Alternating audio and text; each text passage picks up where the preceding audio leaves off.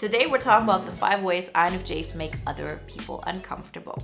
You as an INFJ have made people uncomfortable your entire life. This is probably not something that is new to you, but most of the time we can't really pinpoint it. So it sounds like, okay, this is something that is just happening, that's who I am, tough luck. But the thing is this, if we are becoming aware of what makes other people uncomfortable, we can consciously decide, are those areas that I want to fix? Do I want to not fix it at all because that's just who I am?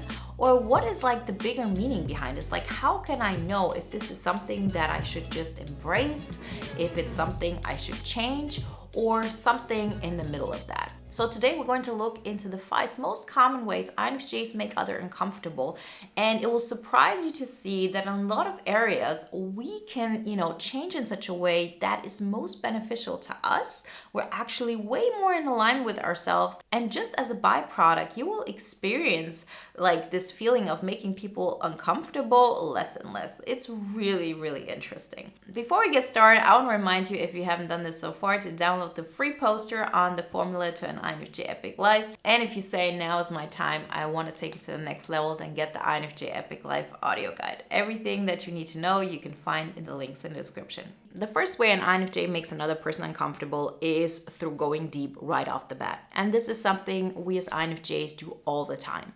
We meet somebody, we feel we have a connection, and before we know it, we feel we've created this deep bond with that person. We start being vulnerable to them as if we know them very deeply, and this makes a lot of people uncomfortable. Not just the people that you might have a connection with, but even if you just feel like, oh, that's a person that will understand me on some level, we go deep, and we go deep fast, and we go in such a pace that people feel so vulnerable, and they feel vulnerable because it's something that they didn't choose, right? You see what's behind that curtain. So you're pretty much making them vulnerable, and you show that to them by being so open and so carefree around them that, in many cases, they recognize, okay, this is like too intense for me. Like, I feel seen on such a level that I'm not even comfortable with. Very often we're not aware of why this is happening, and like you didn't really say anything or do anything,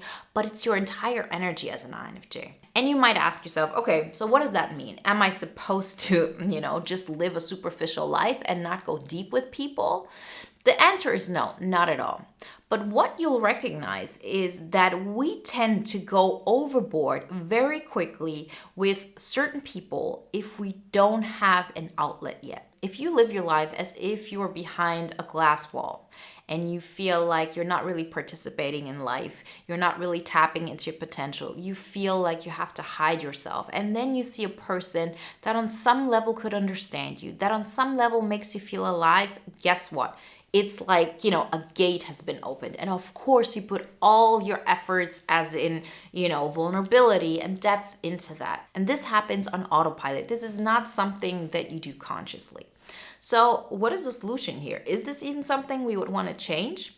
And I have a 2-part answer to that. The thing is this, if you allow yourself to be vulnerable in your life altogether, if you allow yourself to tap into that deep connection with life that you're capable of, you're much less likely going to need that outlet. Okay, this is easier said than done, right? It's some philosophy talk and, oh, that sounds so nice, but what are you actually supposed to do? Like, what are the practical steps to make this happen? This is not supposed to sound like, oh, okay, this is so great. No, let's really talk about what this means. It means that you take steps in your life that are scary, that you do the things that are in your heart but seem out there. That means you start writing that book. You share your message in any kind of way to the outside. You're not keeping yourself hidden. You decide starting today that no matter who you meet, you rather be disliked for who you are than for who you are not. So instead of going so deeply with this one person who might understand you, you're going to do it differently. You're going to be as authentic and as vulnerable to absolutely everybody that you meet. Vulnerable does not mean that you start sharing your secrets with people. Vulnerable means that you're being authentic, as in, you share the things that you actually like. You talk about the things that you actually like. You're not hiding yourself. You're not trying to play a role in order to be accepted by somebody or in order not to make another person uncomfortable. This is, of course, easier said than done, right? This is not something you do overnight, but trust me, if you lean into this, it's a whole different approach of life, right? You're not playing the supporting role in like the 5 people around you. No, you're playing the leading role in your life. You're being the main character in your movie. And with that, you create a whole different outlook on life. You start being vulnerable and open and too much for your entire life, not just with that one person. And with that, you're going to exude qualities that even that one person might not like or another person. And you tell yourself, if people don't like this, then that's just the way it is. I'm not going to play the popularity game. I'm not going to say, okay, if I'm going to be me, then people are going to think I'm weird. Well, let them think that. Because through that, you actually start going deep. You are not hiding yourself. You're not like, making yourself small. You're becoming big in your entire energy. And when you do that, you just go through life and are being, deep on a certain level that isn't as deep as it is with that one person that you meet from time to time. Because it's not like you see this one person that you can finally be yourself around. No. Of course that will happen. It's like, you keep yourself like small and in a box and there's like this one possibility, everything comes out. It just won't happen anymore, because if there's a certain level that you allow yourself every single day, then you're never going to go so deeply into certain situations on autopilot. If you do that, then you do this consciously. You know when you're overstepping a boundary, when people are uncomfortable with that, and you're also okay if you're just too much for people. You just don't care anymore because you give yourself so much. Through that process, you feel fulfilled on such a level that these things become less and less relevant. The second way an INFJ makes another person uncomfortable is because we dare to live outside of the box. The way our mind is set up, we naturally can live outside of the box. We can do the thing that is not the norm and we don't feel bad about it. There's not this part in our mind that tells us if you're not playing the social game, then you're going to be excluded. This is just the way our mind is set up. This is not something that makes you super smart or, like so much deeper than other people, because this is not actually a choice. Other types might have something in their mind that really like lights up when there's fear of abandonment, when they're not, playing by those social inclusion needs, right? I mean, if you think about how your mind works now and how it worked when you were a teenager, for example, when our social inclusion needs were at their peak, and this is like for every personality, just generally, you already see how much easier it is for you now than it was back then. And so imagine for some people, they feel like you felt when you were a teenager in those aspects. So it's much harder for them. But you can do this and it doesn't bother you. So you naturally and automatically do things that are out of the box because you aren't even aware of all those, consequences, all of those psychological consequences that others might have to face if they would do the same thing you do.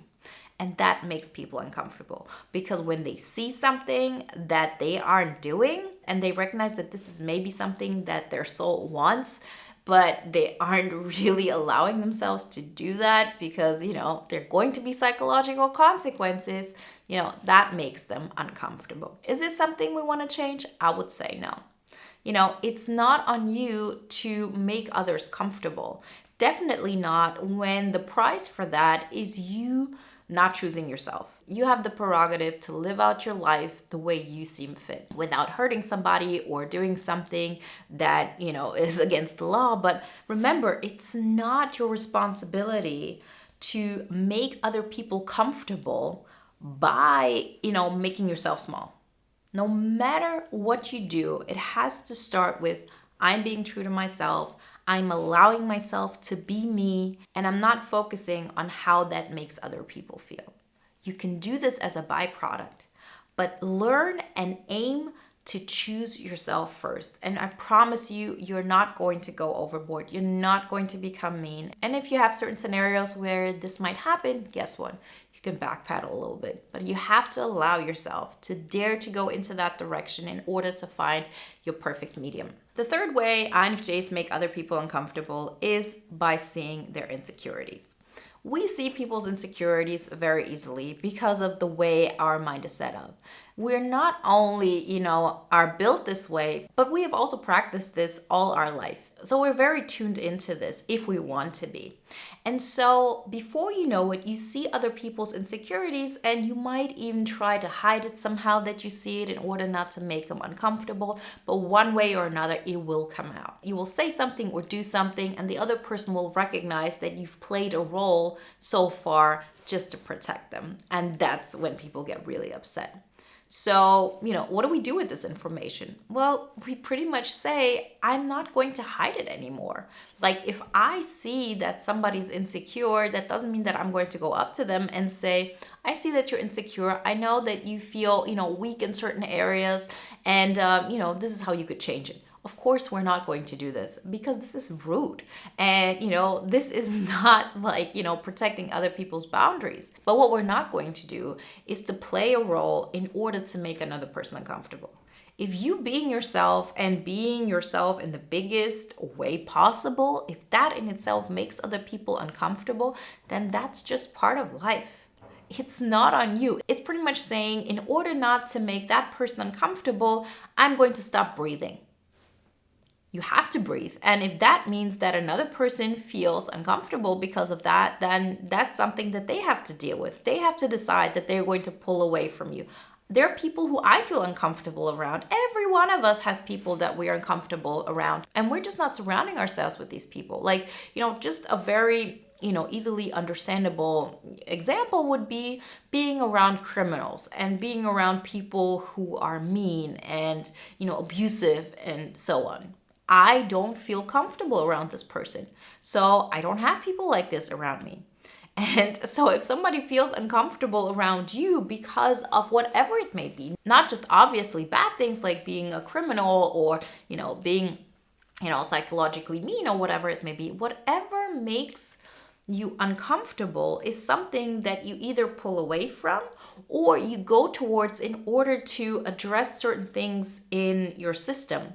But that's on the other person to decide. That's not for you. We very often take on the responsibility of, making these choices for another person. That's on them. Whatever they think or feel about you is none of your business. So no need to play a role, to keep your light small, just so you don't make another person uncomfortable. That's a no-go. The fourth way INFJs make other people uncomfortable is by being a blank slate.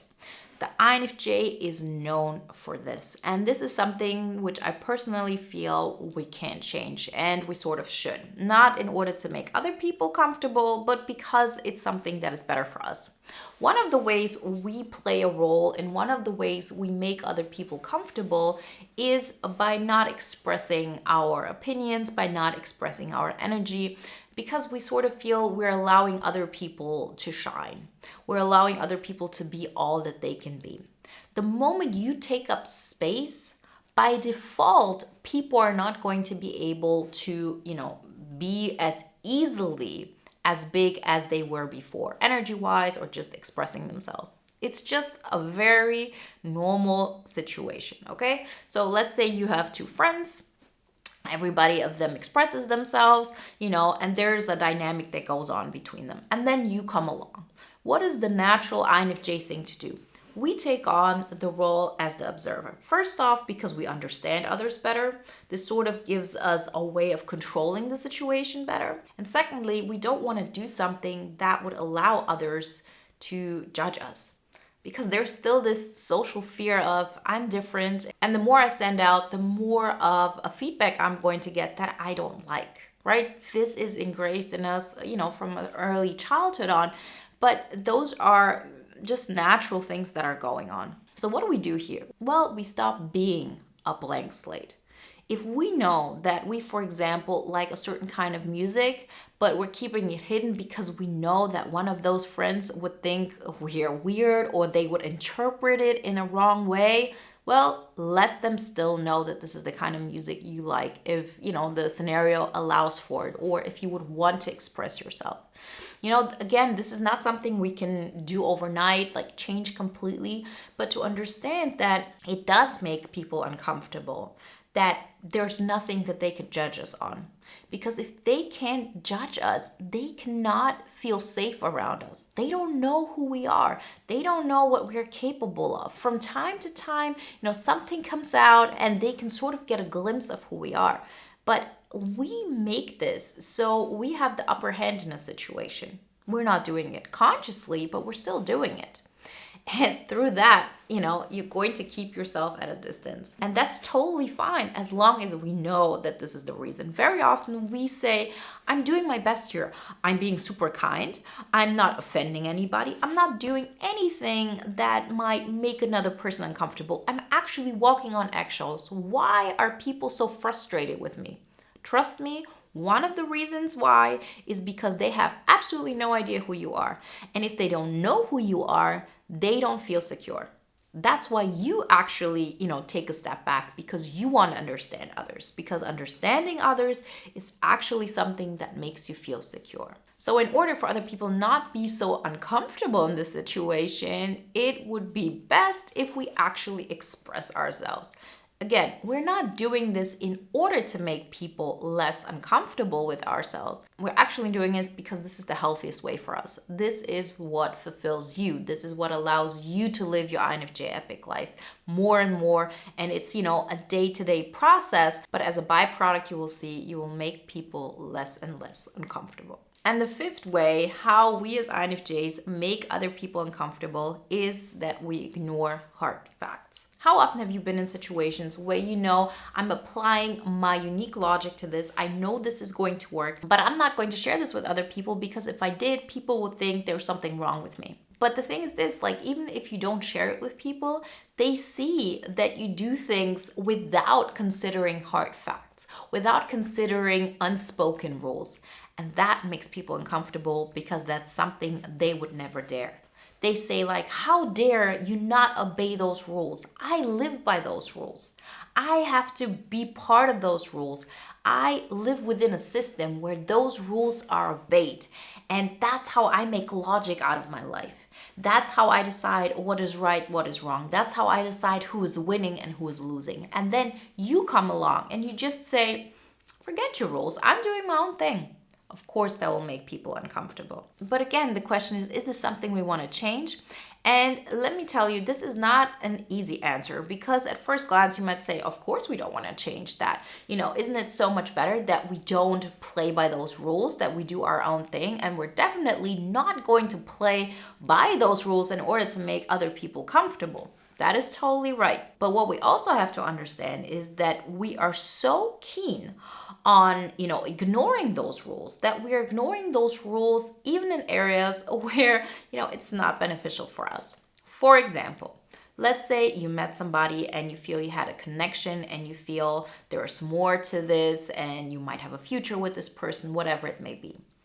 The truth, though, is if we look at it from the perspective of externally observable facts, how I like to call it, that person has not once approached you. That person has, not texted back. That person has shown you, besides, let's say, the first meeting where you had a great connection. Since then, they have shown no signs that they would want to, do this thing further or any kind of way. These are externally observable facts. These are hard truths. This is something that is external logic. And we ignore those signs to such an extent that it leads to heartbreak, it leads to reality breaks, it leads to, depression and so on.